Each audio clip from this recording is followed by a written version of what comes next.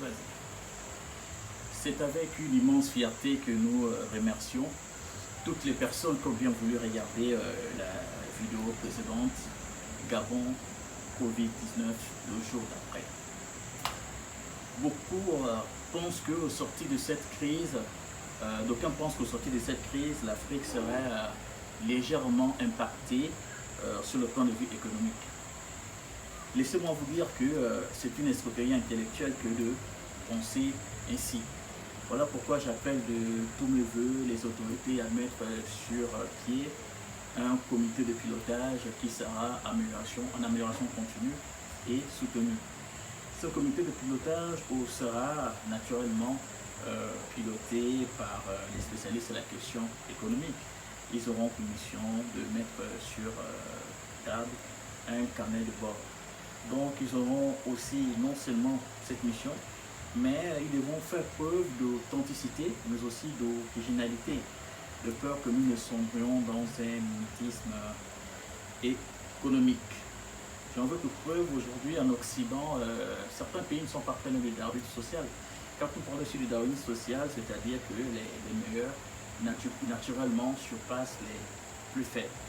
Donc le Gabon, nous devons sortir timidement des schémas classiques pyramidales. Parce que si cela n'est pas fait, je crains que nous ne puissions connaître une situation un peu compliquée sur le point de vue économique. Mais je voulais noter un fait, nous avons tendance à oublier, mais les pyramides à la base, ce sont des tombes. Donc, quand nous parlons des tombes, ça ne présage rien de bon. Soyez rassurés ici, notre boussole économique n'est pas encore cassée. Elle a simplement besoin des choix de placement. Quand je parle ici des choix de placement, je fais allusion au choix d'investissement, d'où l'expression le coût d'opportunité. Pourquoi A au lieu de B? Donc nous devons contracter des emprunts qui seront dédiés à des investissements non seulement rentables, mais aussi positifs. Pour que nous puissions connaître un franc succès dans cette entreprise, en termes de choix de placement, nous devons nous consacrer sur les objectifs que nous sommes fixés. Et ce challenge ne pourra être gagnant que si nous mettons ce qu'on appelle en finance pure un capital de fonds d'amorçage. C'est quoi un capital de fonds d'amorçage? Comment rendre cette expression accessible? Pour rendre cette expression accessible, il faut, je vais prendre un exemple simple. Supposons que vous êtes domicilié à une banque, vous êtes domicilié à une banque, vous désirez contracter un prêt auprès de votre établissement bancaire. Quand vous désirez contracter un prêt auprès de cet établissement, votre gestionnaire vous dit pour avoir accès au crédit souhaité, il faut que vous contribuiez à hauteur de 10 ou 20%. C'est ce qu'on appelle dans le milieu un crédit avec apport. Donc ce serait bien que nos dirigeants, lorsqu'ils auront contracté un prêt au niveau des marchés financiers, pour faire plus simple auprès de bailleurs de fonds, il faut qu'ils amènent déjà 10 à 15 ou à 20% du capital souhaité. Vous voyez, en faisant cela, nous changeons les règles du jeu. Voici une ébauche des stratégies que nous comptons préconiser à notre économie afin que nous ayons plus ou moins une santé financière. Mais cette stratégie et tant d'autres que nous avons pris le soin de travailler ne peut d'avoir un écho favorable si nous sommes naturellement entendus. Dans le cas contraire, si nous avons besoin d'une fin de non-recevoir, nous aurons au moins eu le mérite d'avoir eu le courage de proposer quelque chose.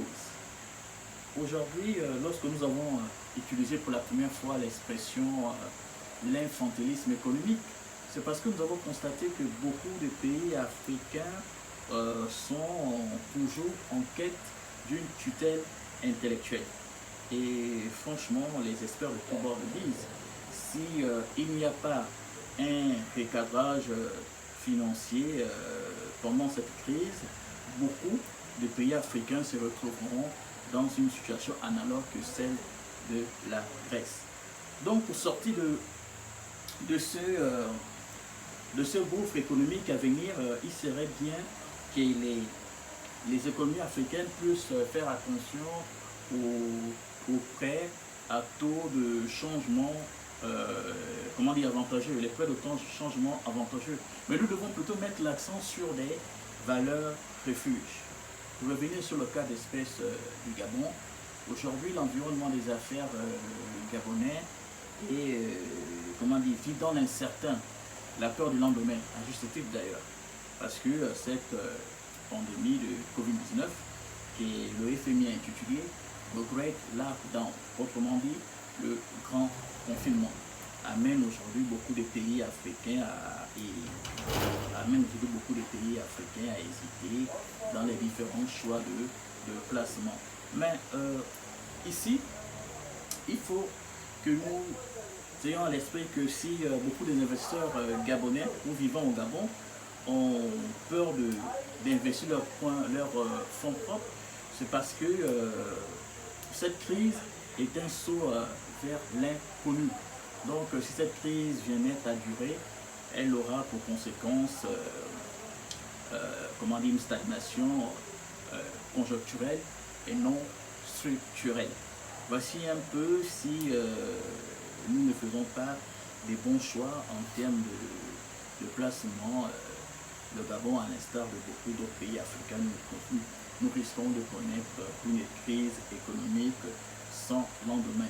Il faut ajouter à cela que cette crise à venir, si les choses ne sont pas faites, il y aura des problèmes qui sont, il y aura des problèmes qui sont traditionnellement liés à un État, c'est-à-dire la dette ou le chômage va malheureusement augmenter. J'espère avoir eu le mérite d'attirer votre attention sur les événements à venir. La prochaine fois, nous traiterons, j'essaierai, il faut retenir ici la troisième et dernière partie du Gabon Covid-19 le jour d'après. Nous traiterons des schémas classiques. Quand nous parlons aussi des schémas classiques, nous parlerons de deux théories qui se confondent, c'est-à-dire la théorie keynésienne qui prône pour une relance économique en temps de crise et la politique de Milton Friedman. Parce qu'il faut noter ici que les keynésiens, lorsqu'ils parlent de relance économique, ils disent que pour que l'économie puisse avoir une très bonne santé, il faut l'intervention de l'État. Mais par contre, les monétaristes, avec le chef de file Milton Friedman, estiment que pour qu'une économie puisse avoir une bonne santé financière, l'économie doit se réguler toute seule. Donc on n'a pas besoin d'avoir l'intervention de l'État. Voici ce que nous tenions à partager avec vous brièvement, parce qu'il faut noter que la dernière fois nous avons été un peu long. Il y a tellement de choses à dire sur la question de la crise d'après. Voilà pourquoi nous convions certaines personnes qui veulent se documenter largement sur les questions de la récession, sur les questions de politique telles que la politique budgétaire, la politique monétaire ou encore la politique d'austérité, d'aller directement sur ma chaîne YouTube qui traite de ce genre de questions. Mais vous savez, il y a une pensée qui est largement répandue. Les gens pensent à tort ou à raison que le nerf de la guerre c'est l'argent.